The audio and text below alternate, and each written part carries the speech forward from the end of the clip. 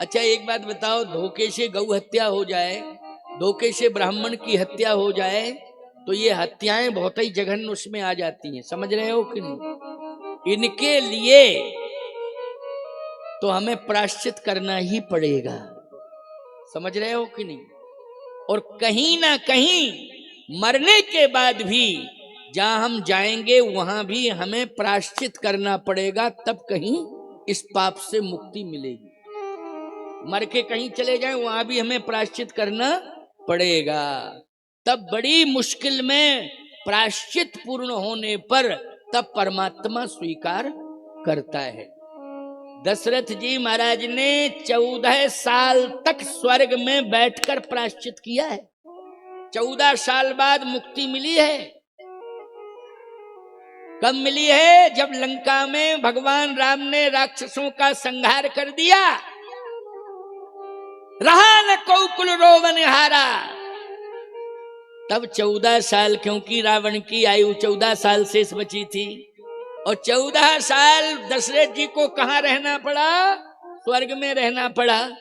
लेकिन 14 साल स्वर्ग में रह के प्रायश्चित करते रहे, और जब प्रायश्चित पूरा हो गया तो तहीं अवसर दशरथ तहीं आए, और तनय बिलोक नयन जल छाए, और अनुज सहित प्रभु वंदन कीना, आशीर्वाद पिता तो दीना।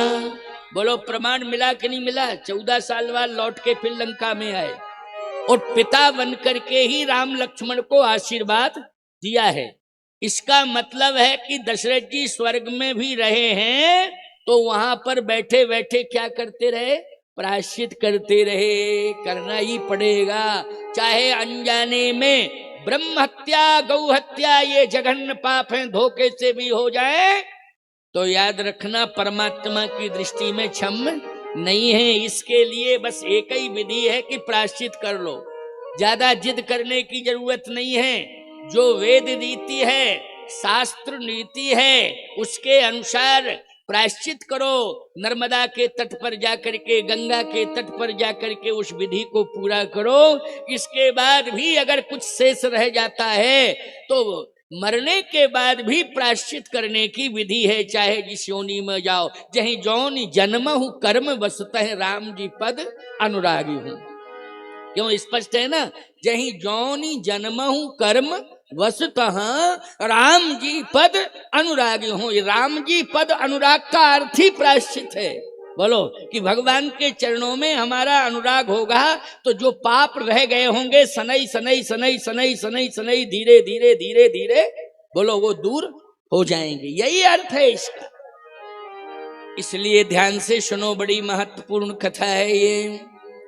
राम राम कहीं, राम कहीं, राम राम कहीं राम, तन पर हर रघुबर विरहे, राव गयो सुरधाम।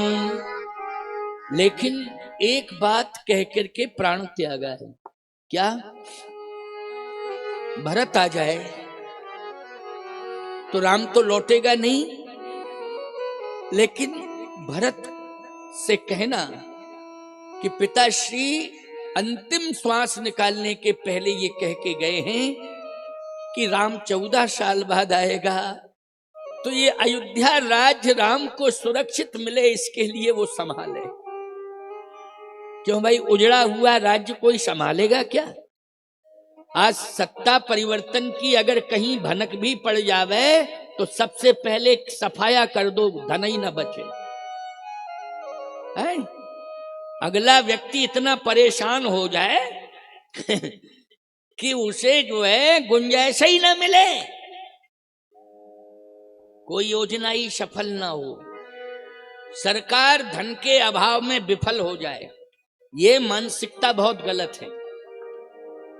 ये तुम्हारे नेताओं, तुम्हारे बाप की संपत्ति नहीं है, ये भारत माता की संपत्ति है। इसलिए सम्मान ये भारत माता का है, किसी पार्टी का सम्मान नहीं है, देश का सम्मान है, प्रदेश का सम्मान है, देश का सम्मान है।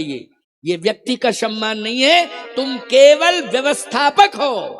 क्या हो? व्यवस्थापक, प्रबंधक। वो श्रेय किसी पार्टी को मिल जावे, लेकिन ईमानदारी के साथ बताओ, मालिक हो कि व्यवस्थापक हो कि प्रबंधक हो? मालिक तो भारत माता है। कौन है? भारत माता है। आज हम इतने बड़े मठ के मठाधीश बन गए, हम मालिक नहीं हैं, हम केवल व्यवस्थापक हैं, सरबराहकार हैं, प्रबंधक। हमें संपत्ति मठ की खुर्द-बुर्द करने का कोई अधिकार नहीं है।